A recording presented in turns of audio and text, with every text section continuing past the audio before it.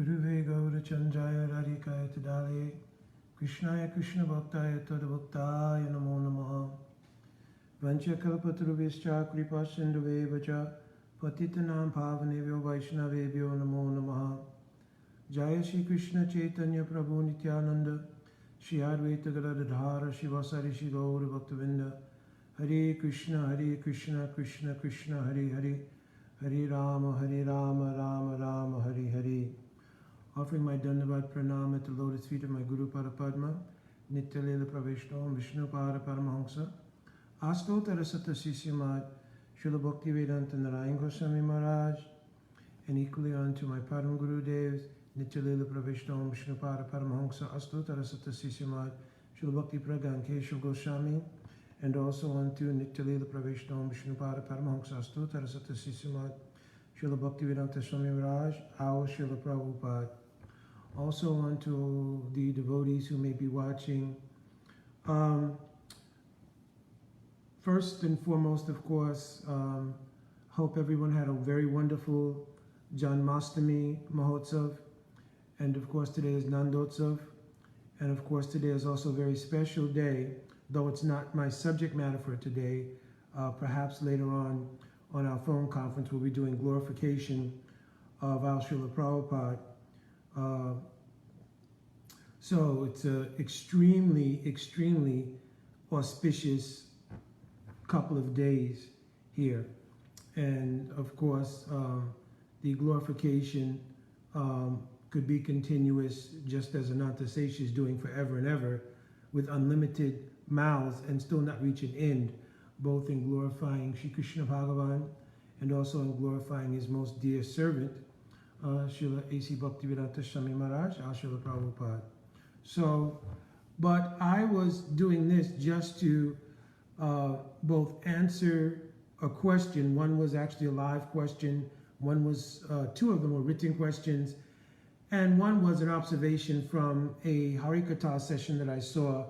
And I saw devotees speaking about reconciling this particular thing. So, again, our glorification of the Lotus Feet of our Srila Prabhupada, that will go on tonight on our regular phone conference. And now I'm just trying to give some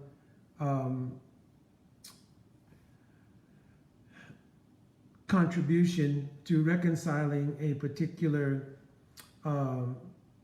siddhant that seems to be something that is being talked about, especially yesterday. And that is Vrindavanam Parityajya Par Ekam Nigacchati. That Krishna never takes one step out of Vrindavan. And of course, for many devotees yesterday, reading various pastimes of the birth of Sri Krishna, they have come across both the description given by Srila Jiva Goswami Pad of Krishna going from Vrindavan to the dungeon of Kamsa in Mathura and subsuming or taking the form of Chatubhuj Narayan, or Vasudev Krishna there rather, into himself, and then having Vasudev take him back to Braj. So this brought up the question, well, Krishna never takes one step out of Vrindavan, how does this happen?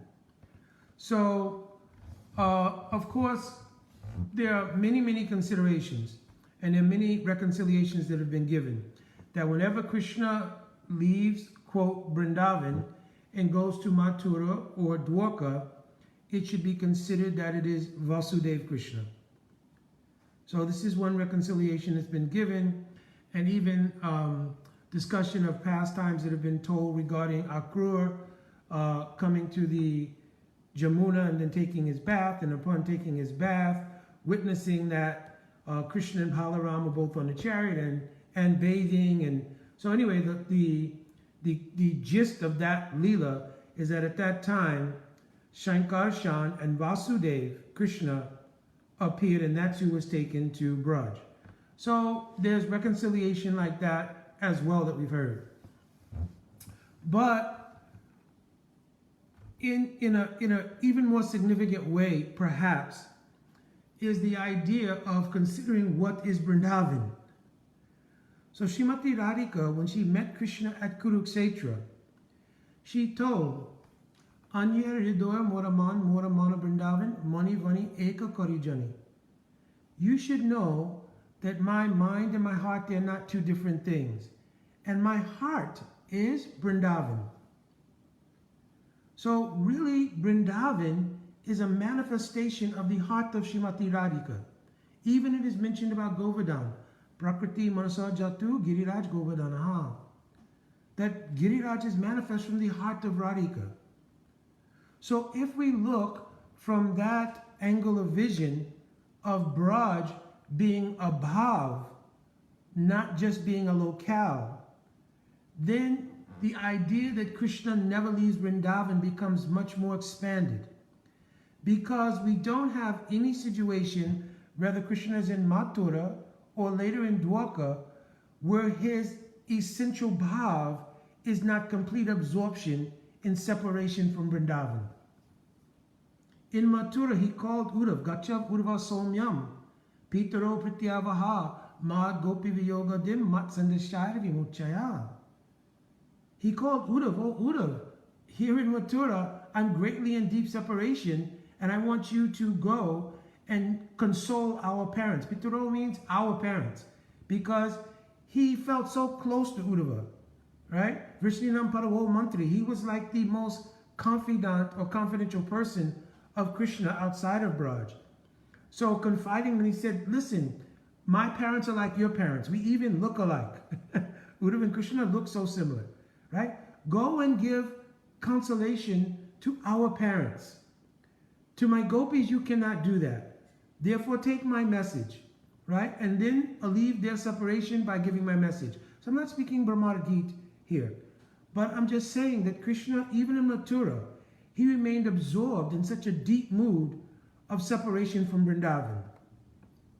Similarly, Dwarka is simply a further expansion of a Virohik Kshetra. Virohik Kshetra means a place where separation can take place. Jiva Goswami in Gopal Champu describes a conversation between Vrinda and Purnamasi.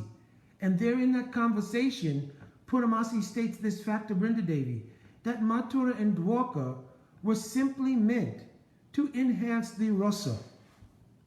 You understand? So from one angle of vision, Mathura and Dwarka are not separate places. They're expansions of Braj as Virohe Kshetras, or places of separation from Braj.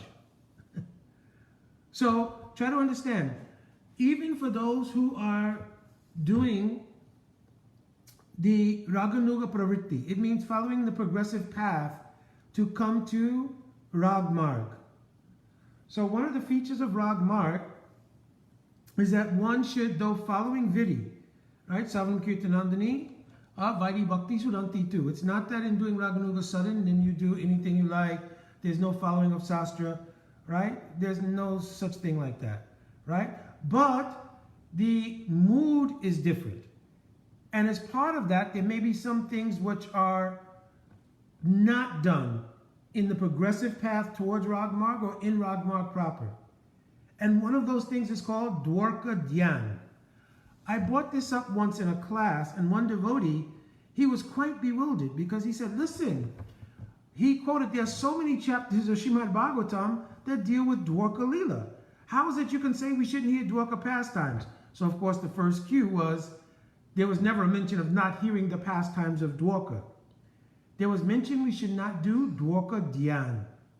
Dwarka Dhyan means to meditate on Dwarka as separate from our essential interest in pursuit of our bhajan life of being Palyadasis of Radhika. If this is your aim and objective in doing bhajan, you will not take a separate vision and meditation of Dwarka outside of the perspective as seen from being a Palyadasi of Srimati Radhika.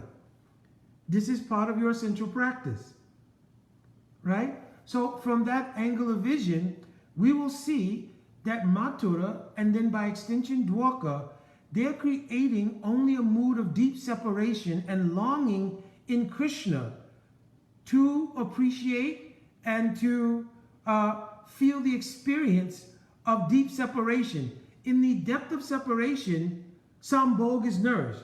Na vina vipralambena sambhog pushni ashnute. That actually Sambhog has to be nourished by Vipralamba. There are 4 kinds of separation move. Purvarag, that gives rise to Sangship Sambhog. Man, it gives rise to Sankirna Sambhog. Pravas gives rise to Sampana Sambhog. And Sudur Pravas means if Krishna will go to a distant place for a long period of time and come under the control of others. This is called Sudur Pravas.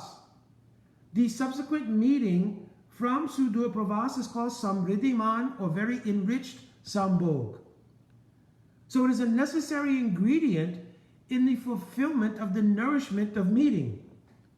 And of course, our Srila Guru Parapadma has told many times the secret of why Krishna leaves Braj. Simply to nourish. Even when Krishna disappeared from the rasa dance, to nourish the mood of meeting, Krishna does these things. So we should not see that Krishna rather has left Vrindavan, but rather Braj is a transcendental place. Shatakoti Gopi Madhavaman. So millions of gopis gathered at the Rasastali. If we are going to look at Braj as a simple locale, then how can millions of gopis fit there? So of course we immediately have heard the answer that the Dham has the ability to expand. So therefore, though the place is Mathura or the place is Dwarka, Krishna's bhav is never Mathura or Dwarka. The feature of the Vaibhav Prakash Vasudev does things like killing the demons, does things like killing Kamsa and all these things. But still, Brajendra Nandan Sri Krishna is still present. I'm giving an evidence for this. Our Param Gurudev, Nitya Leela Prashna, Pad Paramahamsa Astottara Satyasri Srimaracharya Keshri Srila Bhakti Pragan Keshri Goswami Maharaj. He wrote a very beautiful article called Atmanivedana. In that article, he quotes from the Gita Mahatmya or Gita Upanishad. There in that verse in Gita Upanishad, it mentions who was speaking Bhagavad Gita, because we have the conception that Krishna at Kurukshetra speaking Bhagavad Gita is Vasudeva Krishna. That will be so if you take the Samanyanupakyan of Bhagavad Gita. What is Dharma? What is duty? This is spoken by Vasudeva Krishna, who does Dharma Samstapana. Yes, it's Vasudeva Krishna. But if you'll take the deeper meanings of Bhagavad Gita, it has different meanings. Samanyanupakyan, Guya, Guyata, Guyatam, Sava Guyatam. If you take deeper meaning of Bhagavad Gita, then the speaker of Bhagavad Gita, as quoted from this Gita Upanishad, Gita Mahatmya, Sava Upanasado Gavo Dugdha Nandana Gopala Pattavatsa Sudhiya Bhokta Dugdha Gita Amritam Mahat. It says that those who are thoughtful, those high class of devotees, they should drink the nectar of Bhagavad Gita that was spoken by the milkman of Braj. He used Arjuna, Parthavatsa, as a calf, because if you want to extract milk from a cow, you need to bring a calf. So similarly, to extract the nectar of the deep mood of separation from Braj that was in Krishna's heart, that was now being stimulated by the Udipan of having returned to Kurukshetra, which is the very place he last met Brijabasis, right? Bringing Arjuna close to him, right? It extracted that nectar from his heart. So this is Sarvaguyatam Kata of Bhagavad Gita. Bhagavad Gita is very deep, rasik sastra. You understand? So here it's proven also in Sastra that the speaker of Bhagavad Gita, and confirmed by our Param Gurudev, the speaker of Bhagavad Gita is Rajendra Nandan Sri Krishna. It will depend on what angle of vision you're looking at Bhagavad Gita. So if Krishna never takes one step out of Vrindavan, how is he speaking Bhagavad Gita there as Rajendra Nandan Krishna and not Vasudeva Krishna? Because the bhav, Braj bhav, is there. And Vrindavan means the bhav. It doesn't mean just the locale. Gurudev would always say on his visits that I've never left Vrindavan. Gurudev would look at the ocean and it would remind him of Jamuna. Mahaprabhu in his Leela, in Puri. If you'll see Chatak Parvat, he'll think of Govardhan. If you'll see the ocean, he'll think of the Jamuna. At Tota Gopinath, he considered this is Braj directly. And in the Rath Yatra, he considered that bringing Krishna from Dwarka, the Puri temple, back to Braj was bringing to Tota Gopinath. So Braj is a bhav. It is not just a locale. And Krishna never gives up Braj bhav. Therefore, he never takes any step out of Vrindavan. Because he's always immersed in this Braj bhav. He never really leaves. Similarly, even practically speaking, because there's no difference between the bhav and the prasana, Krishna is always present in Braj. Therefore, you hear that even in Krishna's absence, the gopis would have sporti, right? And these sportis are non-different from Krishna, right? They see it as a vision only after its disappearance, and it intensifies their separation mood. But Krishna is telling, no, I'm actually here. Also, when Uddhav first came to Braj, Srila Gurudev used to describe when Uddhav pulled into Braj, he saw Braj in the prakosht of Braj as it was or as it is when Krishna is present. And then to show the mood of separation, that prakosht was drawn and the prakosht of Krishna absent, quote, from Braj is shown. So everything is regarding a bhav, not a locale. And the estimate of Krishna not taking one step out of Vrindavan based on whether or not there is any, quote, observation of him physically doing gamana agamana or going and coming to Mathura and Dwarka, and of course in Gopal Champu even returning to Braj after killing Dantavakra, then this is not really the clearest vision.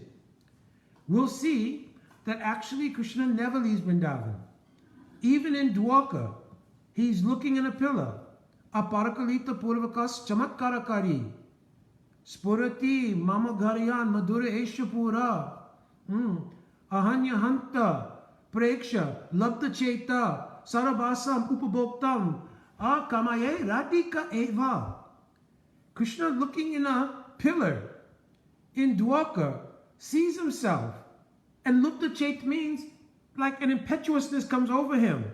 Sarabhasam upabhoktam, arising that I want to enjoy this form, which is the complete pura, like the complete embodiment of all sweetness.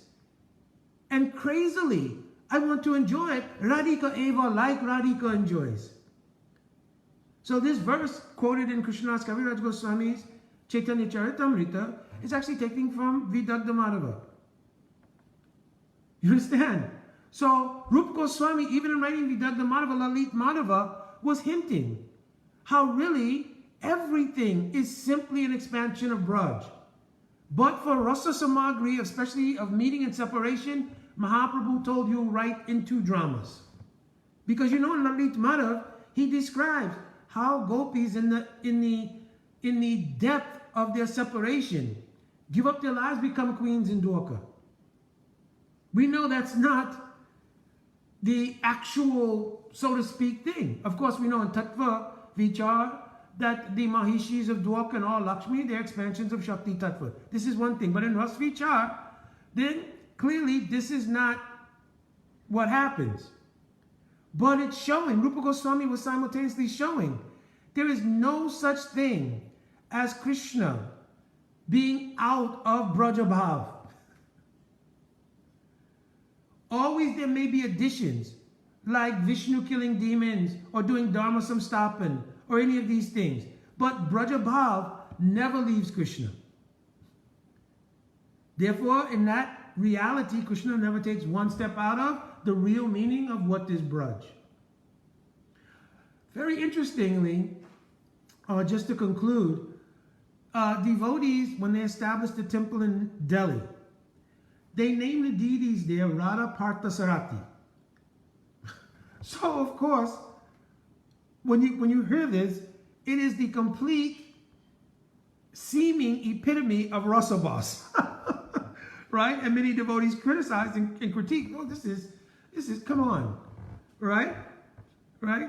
That you're mixing Krishna on the battle of Kurukshetra and then Radha. And so how did you reconcile all this? When they brought this to Srila Prabhupada, Srila Prabhupada, of course, was not happy because the naming was taken probably in liberty of whatever understanding may have been prevalent, right? And it certainly was not steeped in Rasvichar, right? But Srila Prabhupada made an amazing statement. Radhika is always with Krishna. You understand? So it was such a deep, from Srila Prabhupada's angle of vision, it was such a deep statement. And then if you notice Savaguyatam Katha of Bhagavad Gita, that's a fact. Krishna's giving catharsis on his separation from Radhika to Arjuna. And if you have any doubt about whether Krishna would speak to Arjuna about this, go to Adi Lila chapter 4 and look in the latter part of Adi Lila chapter 4. And Krishna's Kaviraj Goswami is quoting from the Adi Puran about how Krishna speaks to Arjuna about the unlimited love of the gopis. So, point being, the reconciliation of Krishna never taking one step out of Vrindavan, the deeper analysis will never be from an observation and trying to reconcile the observation of his going and coming to Mathura and Dwarka. But it will be on the platform of whether Krishna ever gives up Braj Bhav. Braj Bhav, Braj Dham, Braj Vasis is one. That praman we have from Radhika's own mouth. Mani Vani Eka Kari Jani. So this is the reconciliation that I thought to contribute from our acharyas and from the lotus mouth of my Guru Parapadma and others of reconciling how Krishna never takes one step out of Vrindavan. My Dandavat Pranam to all the devotees, and I avail, of course, to any corrections or additions that may be there. And hopefully everybody has a very, very blissful celebration of the Mahotsav of our Srila Prabhupada and Nandotsav. Jai Vanchakalpaturuviyascha Kripa Sindhuvevacha Patitanam Pavanebhyo Vaishnavebhyo Namo Namaha. Jai Radhe Radhe.